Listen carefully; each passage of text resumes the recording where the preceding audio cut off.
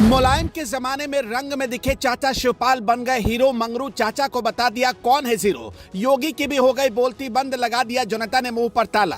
BJP के किलेबंदी को समाजवादियों ने ढाया, अखिलेश का पीडीएफ फॉर्मूला काम आया। 2024 चुनाव से पहले बीजेपी खेमे में मच गई भगदड़। जीत के बाद बड़े बड़े सियासी सुरमाओं का घमंड हो गया चकनाचूर। स्टूल मंत्री भी टेंशन में आ गए। जीत के बाद चढ़ गया अखिलेश यादव का कद।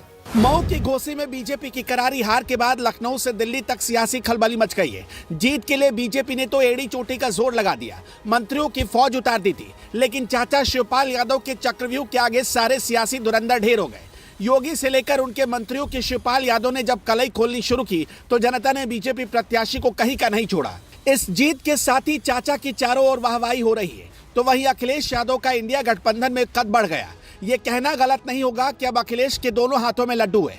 एक और मऊ में जीत का तो दूसरी तरफ इंडिया गठबंधन में बढ़ते कद और रसूख का। लेकिन सपा के इस जीत के पीछे शिवपाल यादव की रणनीति थी।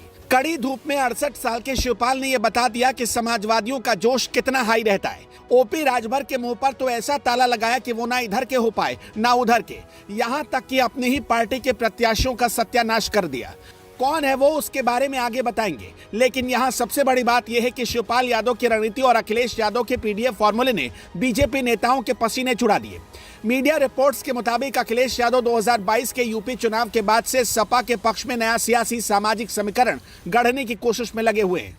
उन्होंने पीडीए यानी पिछड़े दलित और अल्पसंख्यकों का फॉर्मूला अपनाया, जो घोसी उपचुनाव में हिट साबित हुआ। घोसी उपचुनाव की कामयाबी के बाद अखिलेश अब पीडीएफ फॉर्मूले पर और आक्रामक होकर काम कर सकते हैं। ऐसा दावा भी है कि इंडिया गठबंधन में अखिलेश यादव को यूपी में बड़ी जिम्मेदारी मिल सकती है। हालांकि अभी कुछ भी कंफर्म नहीं, लेकिन सियासी गलियारों में इस बात की चर्चा अब जोर पकड़ने लगी है। वहीं बात अगर मऊ की जीत की करे तो उसका क्रेडिट चाचा शिवपाल को न जाए तो गलत होगा, क्योंकि चाचा शिवपाल ने जो किया उससे समाजवादी पार्टी का संगठन और मजबूत हुआ और बीजेपी को उसके ही लहजे में जवाब मिल गया। बता दें कि जब यूपी में समाजवादी पार्टी की कमान मुलायम सिंह यादव के पास थी, तब संगठन का काम शिवपाल यादव ही देखा करते थे। अब पार्टी अखिलेश यादव के पास है, पर इस बार चुनाव की कमान शिवपाल यादव के पास रही। अखिलेश ने तो बस एक ही चुनावी रैली की, जबकि राम गोपाल यादव ने भी प्रचार किया, पर शिवपाल यादव ने किसी बड़े मुस्लिम चेहरे को प्रचार में नहीं उतारा। बीजेपी के राष्ट्रवाद के मुकाबले उन्होंने चुनाव को लोकल मुद्दों पर बनाए रखा। शिवपाल ने दारा सिंह चौहान को बाहरी और सुधाकर सिंह को लोकल बताकर मास्टर स्ट्रोक चल दिया।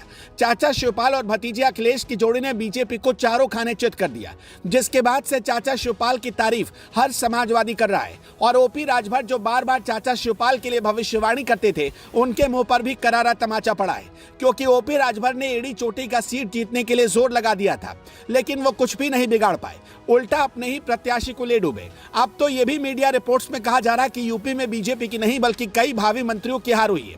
खैर, जीत के बाद तो सपा में जश्न का माहौल है, लेकिन बीजेपी के सामने सबसे बड़ी चुनौती आ गई है, क्योंकि 24 चुनाव से पहले बीजेपी की हार खतरे की घंटी से कम नहीं। चाचा शिवपाल की रणनीति के बारे में आप क्या कहना चाहेंगे? कमेंट बॉक्स में हमें बताएं।